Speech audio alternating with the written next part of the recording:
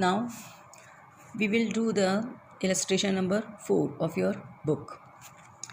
X, Y and Z are partners sharing profits in the ratio of 2 each to each one. Z decided to retire from the firm on 31st March 2017.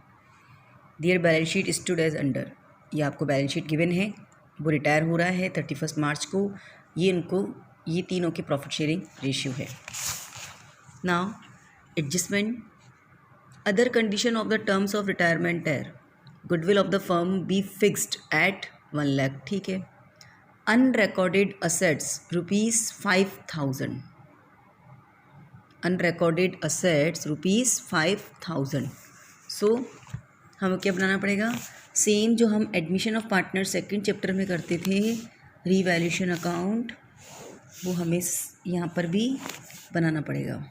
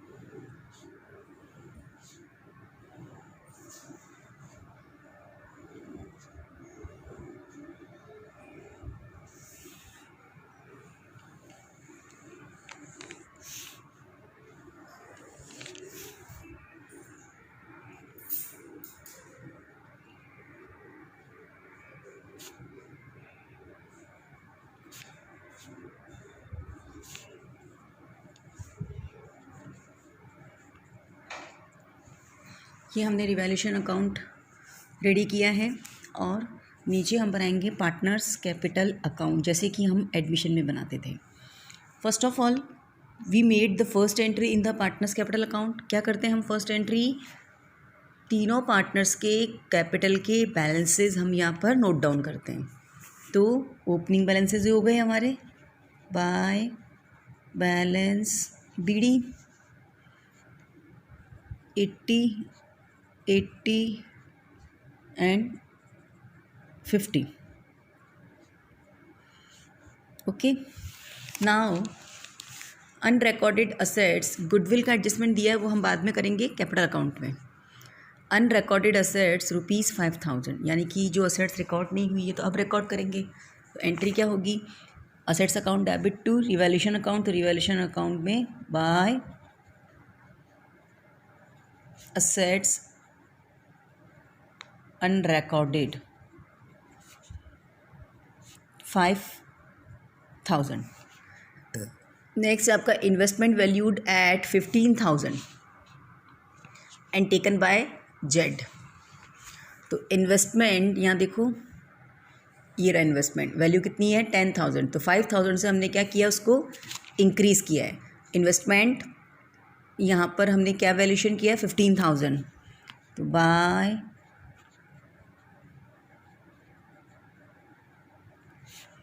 Investment account 5,000, क्योंकि 10,000 तो already given है और अब हमने जो valuation की है वो कितनी की है? 15,000. Provision of ₹3,500 be made in respect of outstanding legal charges. जो आउटस्टैंडिंग लीगल चार्जेस थे उसके लिए प्रोविज़न जो हमें बनाना है वो कितना बनाना है? 3,500. तो हम देखते हैं पहले इसमें कोई प्रोविज़न है क्या लायबिलिटी साइड में? नहीं. तो प्रोविज़न बनाना है. इसके क्या हो गया? लायबिलिटी बढ़ रही है हमारी. प्रोविज़न हमेशा कहाँ आते हैं? लायबिलिटी साइड में. तो लायबिलिटी बढ़ रही है तो लायबिलिटी बढ़ेगी तो क्या होगा? Revaluation account debit to liability. तो to provision for legal charges 3,500. Next point है आपका free hold property appreciated by 8,000। Free hold property को हमने क्या किया है, एप्रिशिएट किया है, इंक्रीज़ किया है। इंक्रीज़ है तो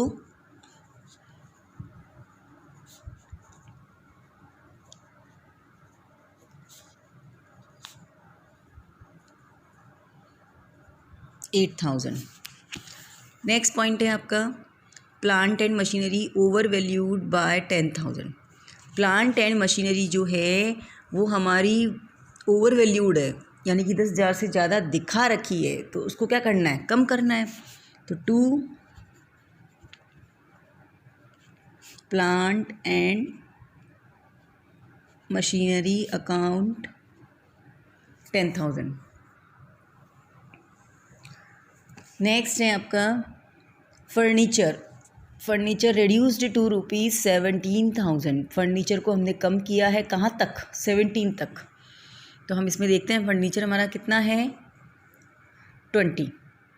कितना है फर्नीचर, 20। उसको कहाँ तक रखना है, 17 तक, टू द 17। तो कितना रिड्यूस हुआ, 3,000।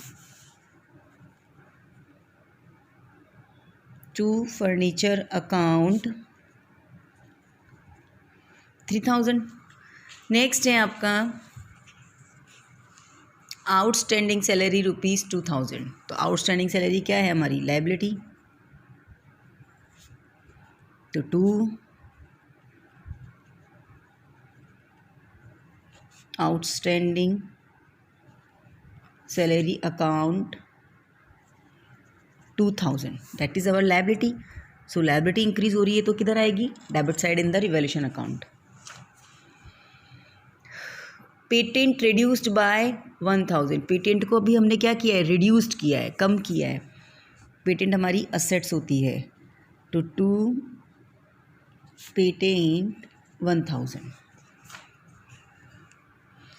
नेक्स्ट है आपका bad debts reserve is to be increased to ₹1,500।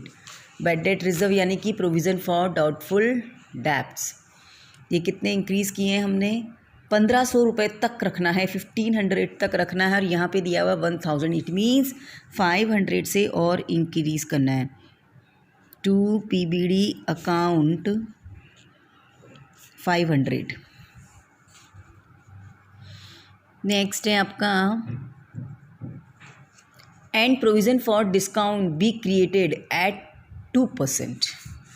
तो टू PDD अकाउंट 2%। 2% कैसे निकलेगा,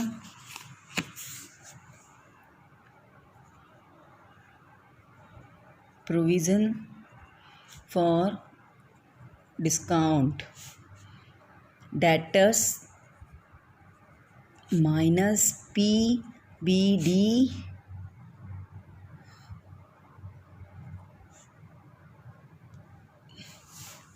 इजिकल्स टू जो भी आएगा उसके ऊपर 2%। तो डेटर्स कितने हैं हमारे, 51,500। 51,500 माइनस 1,500, सो इजिकल्स टू 50,000। तो 50,000 का 2% 1,000, that is the provision for discount on debtors. जब भी provision for discount on debtors निकालते हैं तो हम पहले डेटर्स में से provision for bad and doubtful debts less करते हैं। तो ये हो गया आपका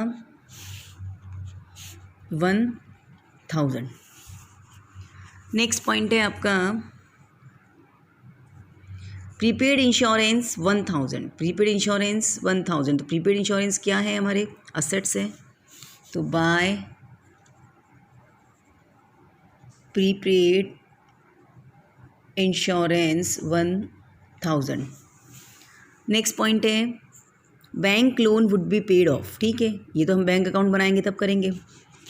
ए liability of ₹5,000 included in creditors was not likely to arise. Creditors में 5,000 की जो लाइबिलिटी है वो अराइज नहीं होगी। इट मीन्स क्या हो जाएगा, 5,000 के क्रेडिटर्स हमारे कम हो जाएंगे।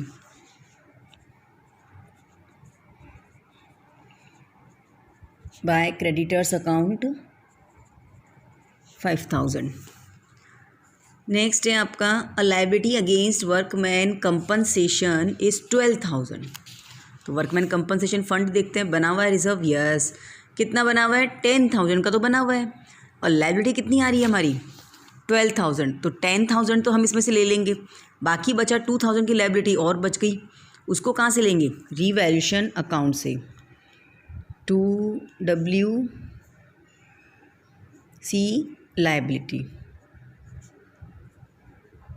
2,000। नेक्स्ट है आपका stock is to be treated at 20% less. Stock को क्या करना है हमें? 20% से लेस करना है, कम करना है। तो स्टॉक अकाउंट कहाँ गया हमारा? ये रहा। स्टॉक है हमारा 40,000, तो 40,000 का 20% कितना हो गया? 8,000। तो to stock account 8,000। Now complete the questions. So now we calculate the profit और loss। क्या हुआ है हमको? तो पहले इधर का टोटल करते हैं हम। 13, 16 और 18, 19 और ये 20 और 31,000। इधर का टोटल कितना आया? 31,000। 10 और 15 और 8, 23, 24,000 और 31,000। तो हमें क्या हो गया? ये अंदर कम है तो इधर क्या हो गया? लॉस 7,000 का by loss transfer to XYZ capital.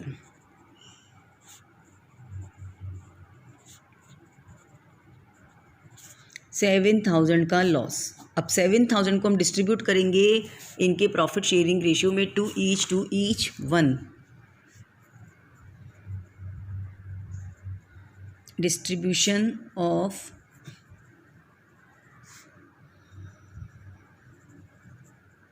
Revaluation loss 7,000 X, Y and Z into 2/5।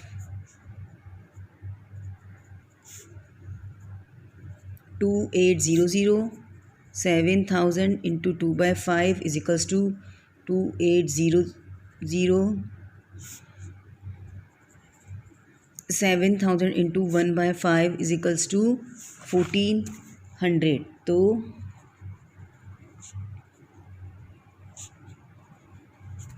Total 7,000 का loss, then total will be 31,000। that is the revaluation account is complete, same as जो हम पहले पढ़ चुके हैं एडमिशन ऑफ पार्टनर में। Okay.